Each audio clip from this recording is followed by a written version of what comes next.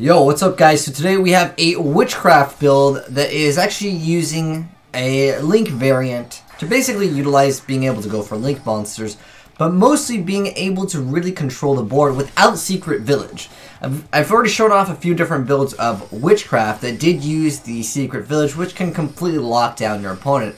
But this is almost, in a way, another way to play the deck that is very control-oriented. So, what it allows you to do is basically leave up all of your Witchcrafts in attack position, because with the effect of the Mech Knight Crusaidia Astram, which pretty much every deck will be running anyways, because this is an insanely good Link monster, because your opponent can't target it with effects, and also opponent's monsters cannot target other monsters for attack, so they have to attack him.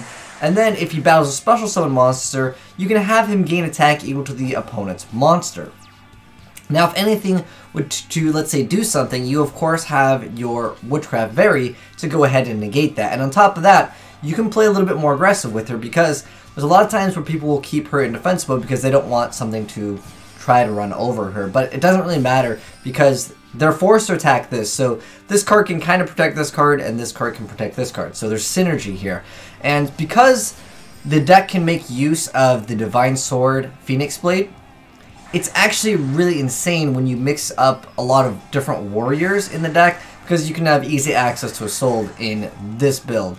Because you're going to be able to utilize multiple times the Phoenix Blade, because every time you activate WitchCraft Master Very's effect, you're going to have to actually get rid of a card to negate everything on your opponent's board as far as the monster effects. But you can just re-add that card back, which is really where I feel like this deck becomes very unfair with Divine Sword Phoenix Blade. In fact, I wouldn't be surprised. I know a lot of people want this card banned. Let me know in the comment section below how you feel about this, because there's so many different decks that can utilize discard one card or send one card from your hand to the graveyard, but then you get to re-add back the card over and over. And because it's a spell card that you can just reveal with a different name, you can actually just gain a huge amount of attack for free, because it has that other effect where not only does it have the quick effect where you get to negate everything, but you can reveal any number of spell cards in your hand with different names. And that additionally gives you another name. And that is going to be obviously better, because a lot of times you'll have like 2 to 3. But if you can have like 4 different names, I mean, you've got a 5,000 attacker that can negate every monster effect on board, which obviously that's a pretty good effect. Same thing with Hyene over here, able to once again get that additional boost, but you can throw all of your cards in attack position and really not worry, because obviously the effect where you can reveal any number of spell cards if during damage calculation, which is really insane. But in the off chance that something bad happens, well, you still have this card to rely on, because it has to attack it. So I'm going to go ahead and show you guys a few different plays, and then we'll give you guys a quick little deck profile over here. It feels like a lot of people just sometimes slam into this deck too, not realizing how many spell cards your opponent has in their hand. Obviously with Divine Sword, they're going to know instantly. But the thing is that they're forced to basically make a play, because the longer that this deck can continuously get extra turns, you're going to be at more and more of an advantage, because again, once you set up with the Astram here, and of course Very, which is pretty common in this deck, again, you're able to add that extra card for free. Now we have 2, because there are times where you want to keep the card in your hand for that boost of attack, but there's times where, for example, with the Called by the Grave, you'd want to set it here, because I feel like the goal is really to be able to reveal 2 cards, and that is something that Witchcrafts, sometimes they can't do, because even if you would reveal, let's say 1, it's just 2,000. I mean, at that point you're leaving it in defense mode, you're not being able to play offensively, because they want to get rid of this card as quickly as possible, because it negates the entire board. But they can't, because the Astram is going to go ahead and protect it. So, like I said, this is a very control-oriented variant of this deck. And, like I said, with Secret Village, I mean, you could make the deck even more annoying to play up against. I mean, look at this. He's going to go ahead and attack. You negated all their effects, and the guy just, he pranked himself over there. But, like, what else was he really supposed to do at this point? I mean, he was going to lose all the monster effects, and on top of that, if he waits too long, Hyene's going to come out and be able to pop the face-ups. So, that would be this card over here. It's in the deck. But like I said, we'll give you a brief little deck profile here. Oh, if the cards would stay over here. Where the heck is Hyene? He is... Oh, there he is.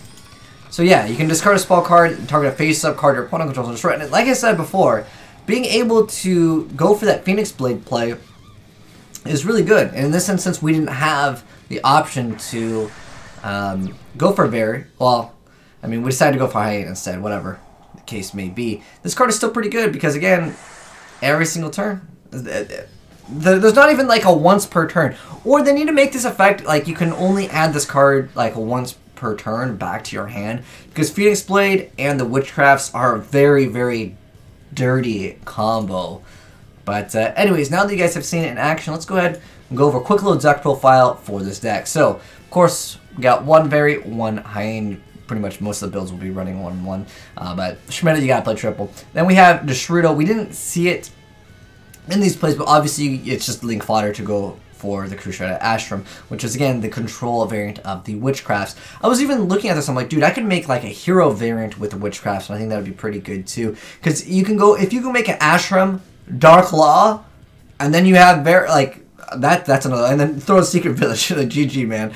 That's Yu-Gi-Oh! These days. And then we got 2 Mali, 3 Schmidta. We got 1 copy of Armageddon Knight, and then 2 copies of the Neospace Connector. You can also, if you wanted to, you could throw in some other cards, like, for example, the Vision Hero, and then you have access to basically doing the same thing. So it's like another copy for Armageddon Knight. You can even throw Allures in here. If you wanted to do so. But then we got 3 copies of the Space Connector, 3 copies of Jump Forward, and 2 copies of Aqua Dolphin. So this is basically just to set up, summon whatever 2, and then go into Isolde. And at that point, you should be able to get like 4.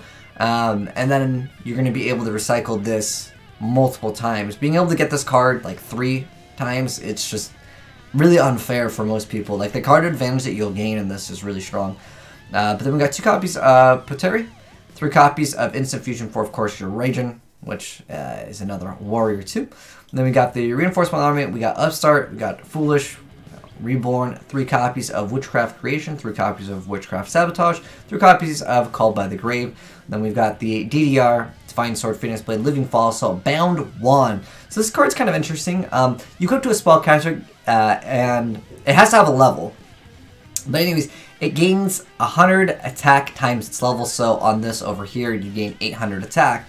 And then if the equipped monster is destroyed by opponent's card by battle by graveyard and sent to the graveyard, and this card is sent to the graveyard, as a result, you can just special summon that card. So if they finally get rid of, let's say, Berry, you can just bring it back instantly, which that's a little bit unfair to me, but that's just the way it works. And then we have the Excessive or Overdone Burial, now as they've changed the name. And of course, impermanence, because, well, if you're not playing 3 impermanence, it can be very difficult to actually combat a lot of the decks. For the extra deck, we got 2 copies of Raijin, 2 copies of the Astram, because that's the point of this deck. Then we got the Boar Sword, Black Luster, which I very rarely see these days. It's all about the Astram. And then, anyways, we got the Summon Sorceress, as you guys have seen. We got the Nightmare Unicorn, we got Phoenix, we got Isolde, we got Hayate, and then 3 copies of Kagari and Shizuku. I think these cards perhaps were just kind of placeholders for other things, because obviously we don't have Sky Strikers in here. But I'm sure that he probably originally had this because these are replaced courtesy of my boy Teriyaki. Shout out to him, by the way. But I'm sure that he just took these apart from like another deck, where he's like, you build a deck. So by all means, unless you're going to play the Ghost Reaper, feel free to go ahead and drop these cards. If you guys would make any suggestions, let me know down below in the comment section below. But I think this is a really good control variant to play. I think the Witchcrafts, there's a lot of different builds. Like I said, I might do like a hero build too, because I feel like Dark Law plus having this is already really, really nasty. But anyways, let me know your thoughts down below on the deck. But anyways, if you guys are new to the channel and want to see more of these, hit the subscribe button. You'll definitely see more. And if you guys have any cool replays of any newer stuff, there hasn't been anything new. I think the most recent thing is like the Infinite Ignitions. But if you guys got any cool replays and would like them featured on the channel, feel free to go ahead and send them into AzneyesReplays@gmail.com. Thanks for watching, guys. Peace.